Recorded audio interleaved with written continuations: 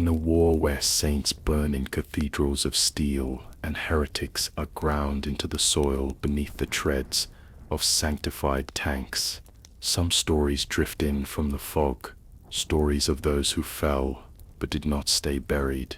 This is the story of the Trench Ghosts and the thrones they built for themselves from the wreckage of their failure. It begins with priests who gave everything, sermons shouted hoarse, relics carried until their arms bled, wars waged in the name of gods that stopped answering. But their faith was not enough. They were not chosen, not glorified, not remembered. And in that neglect, something twisted, a bitter echo, a theology of self-invention. They return not to serve, not to redeem, but to reclaim what they believe was stolen. They do not rise as martyrs, they rise as kings. Soon they attract followers, other dead, half-dead, or soon-to-be dead beings, drawn to their ragged banners, monarchs of mud and ruin. They carve out petty kingdoms among shattered trench lines and forgotten no-man's lands.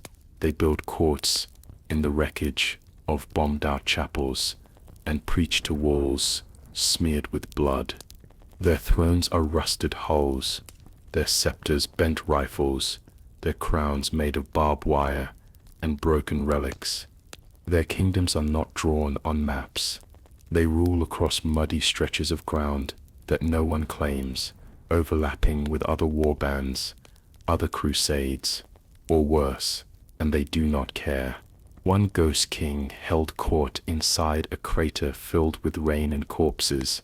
Another planted a rusted relic blade into a hill and declared the surrounding 3 meters a holy empire. Their proclamations are endless, incoherent, often repeated as if spoken from memory, half-remembered liturgies and blasphemous decrees stitched together from the ruins of faith.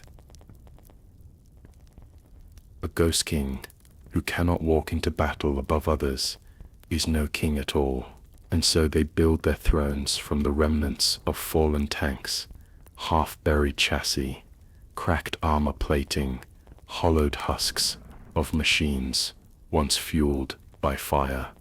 They call it the Tank Palanquin. It is neither vehicle nor coffin. It does not run on fuel. It does not carry troops. It moves because the Ghost King wills it, through sheer force of ritual, pride, and the tortured dead bound to its armor. Some say these tanks are powered by the cursed souls of those who once defied the king. Others say the tanks themselves were never truly alive until they were entombed. The dead carry the dead, and the throne fires back. Wherever a palanquin goes, it drags with it a grotesque procession, flags stitched from flayed robes, servitor skulls mounted like chandeliers, and chained relic bearers made of bone and rust. They move in rhythms that don't match their limbs. Some walk backward, some crawl. One is said to float, never touching ground. They carry relics no one remembers, melted icons, cracked incense bowls, censer smoke that smells like ash and static. Witnesses describe sound distortion, memory loss, soldiers forgetting why they fight. Sometimes the throne stops. For hours, days, no one moves, until it lurches forward again. Some say it's waiting for something, others say it already won, and simply forgot what victory meant. When a palanquin enters the field, it does not do so in silence. Wails echo from its iron ribs, turrets groan, banners of skin flap in wind that doesn't blow. The Ghost King gestures like a prophet conducting a sermon only they can hear. They raise rusted relics and shout proclamations remembered wrong, scraps of old faith twisted into war cries, and with every kill they believe they are reclaiming their thrones from the divine and the damned alike. Soldiers freeze at the sound of a palanquin horn, chaplains forget scripture mid-verse, radios break into static, pain stalls in wounded flesh, and the palanquin advances. It may take no ground, it may fire only once, but it leaves behind something worse than death, the sense that nothing matters, that even the dead are performing for a war no longer watching. If one is destroyed, another rises. Some say the palanquins remember and seek out a new king. Others claim the kings never truly die, just re-enlist.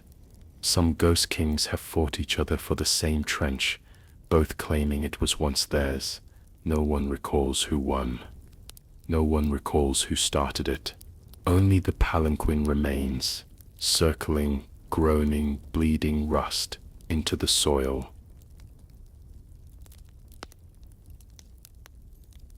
Some ghost kings still preach, not with words, but with gestures, cannon fire, nail-scratched scripture in mud. One spent weeks carving the phrase, "I was promised the crown," into their own armor. When it was done, the machine refused to move. Another broadcast a doctrine over Vox, 10 hours of reverse chanting, static, and screams. When played backward, it revealed a prayer no chapel has ever taught. They do not preach for the living. They preach for memory, for attention, for a divine audience that left them behind. They shout sermons into bones, into trenches filled with names long forgotten.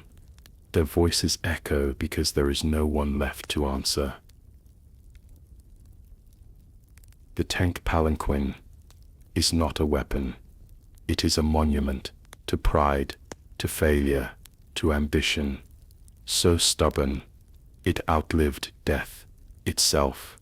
The ghost kings do not remember what they died for, only that they once mattered, that they had titles, thrones, and now, in the ruins of meaning, they ride. Each tank palanquin is not power, but its shadow, not leadership, but performance, not remembrance, but the refusal to be forgotten. And the war in turn refuses to forget them.